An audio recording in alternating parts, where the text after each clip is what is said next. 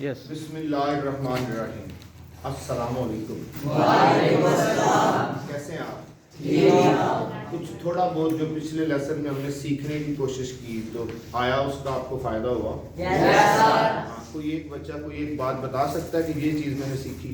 कोई एक बच्चा कोई एक छोटी सी बात?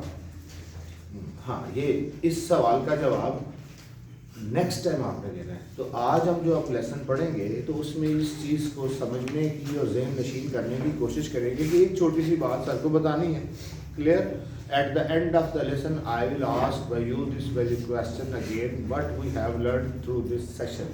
एक छोटा सा सेशन करने जा रहा हूँ, तो आपने दो अल्फाज पर फोकस करना है। नंबर 1 लफ्ज़ रहा।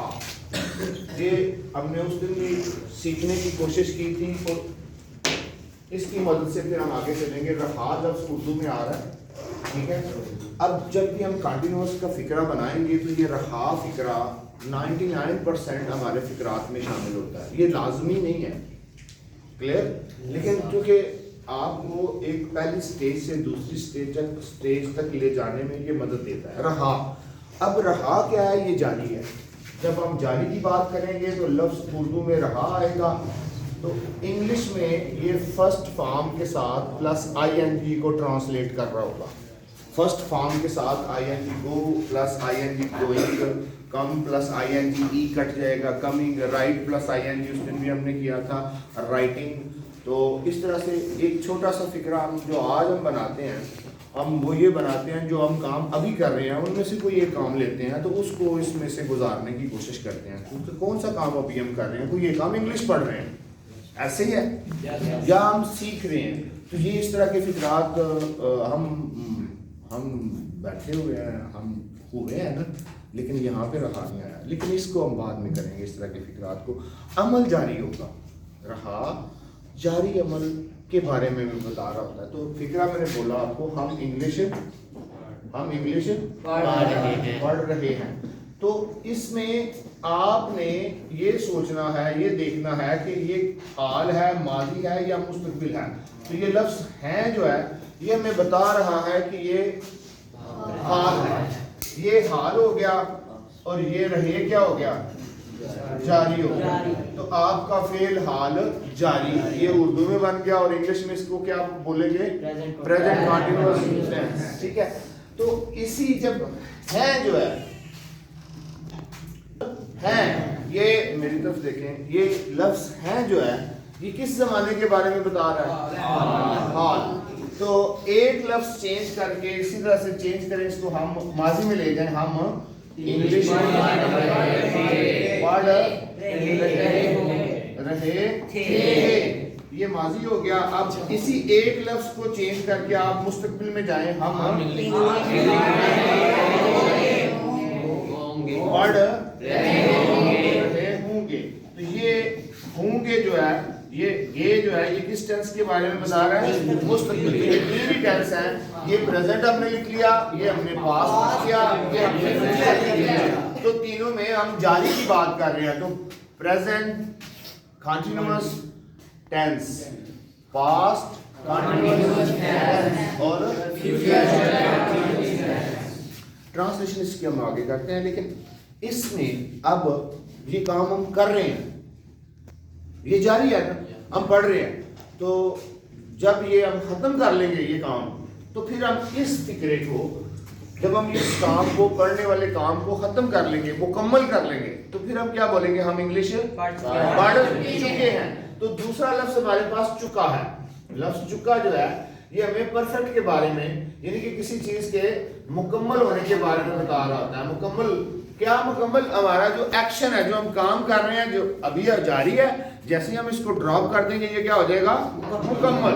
तो ये बन जाएगा हम इंग्लिश पढ़ चुके हैं। तो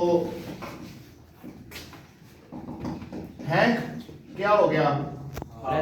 हाल। और चुके परफेक्ट मुकम्मल की बात कर रहा है। तो ये कौन सा टेंस बन गया? फेल, हाल, मुकम्मल, present perfect, continuous present perfect tense. Continuous नहीं है। कंटीन्यूअस में जब तक ये नहीं आएगा वो उसको बाद में देखते हैं। अभी हम परफेक्ट की बात कर रहे हैं। हम इंग्लिश पढ़ चुके हैं, ये कौन सा टेंस है? तरीके के मुताबिक अब हम इसको पास में करेंगे।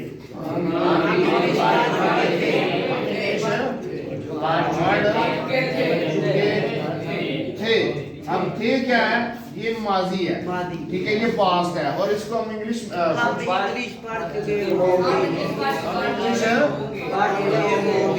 बेटा सब जिसको समझ आ रही है वो बोले भी ना, जरा आहिस्ता बोले, जोर से नहीं। पढ़ चुके होंगे। अब जिस तरह से ये मैंने IIT बोला कंटिन्यूअस के लिए, फॉर एग्जांपल इंग्लिश पढ़ना, पढ़ने की इंग्लिश क्या है? रीडिंग एक अमल है, पढ़ने में रीडिंग भी ठीक है, ये सिर्फ एक अमल है, लेकिन पढ़ने का जो मुकम्मल अमल है उसमें 4 एक्टिविटीज़ आती हैं, वो 4 स्किल्स इसमें आती हैं। मसलन सुनना भी पढ़ने के अमल का हिस्सा है, फिर बोलना भी पढ़ने के अमल का हिस्सा है, फिर लिखना भी पढ़ने के अमल का हिस्सा है, और फिर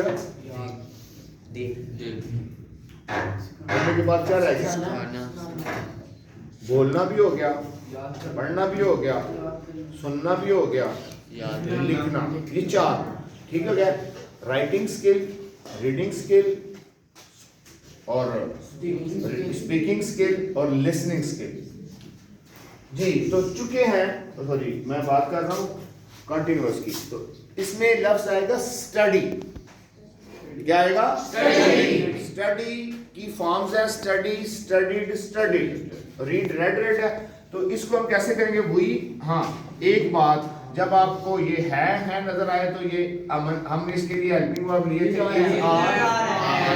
तो वाज वर्ब के लिए हमने कौन से हेल्पिंग वर्ब लिए थे?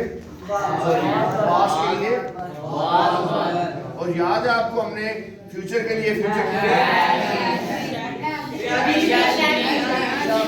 विल बी, शैल बी, इनकी मदद से हमने फिक्रे बनाने हैं। तो सब्जेक्ट के मुताबिक हम लगाएंगे वी आर स्टडिंग इंग्लिश का ई कैपिटल जाएगा, इसको पास में जरा बोलें, स्टडिंग इंग्लिश। जी आगे करें, वी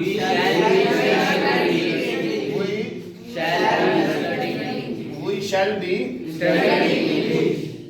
बी स्टडिंग इंग्लिश। तो स्टडिंग जब ये परफेक्ट में जाएगा, परफेक्ट में कोई भी टेंस हो, तो जिस तरह से कंटिन्यूअस की कोई भी हालत जो है ना, यानी कि हाल है, माजी है या मुस्तकबिल है, तो हमने फर्स्ट फॉर्म के साथ क्या लगाया?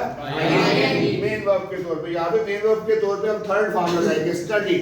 कोई भी आए तो अब इसको प्रेजेंट परफेक्ट में हैज हमारे हेल्पिंग वर्ब है, ये जमाना चेंज करते हैं, तो पास्ट में हैड और फ्यूचर में विल हैव और बीन नहीं आएगा, वो perfect continuous present, will have और शैल हैव आएगा।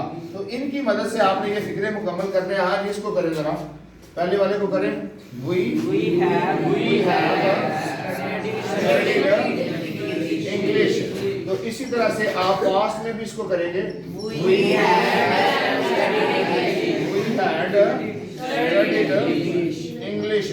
Studied English. और इसी तरह से आप आ जाएंगे फ्यूचर में, वी शैल स्टडीड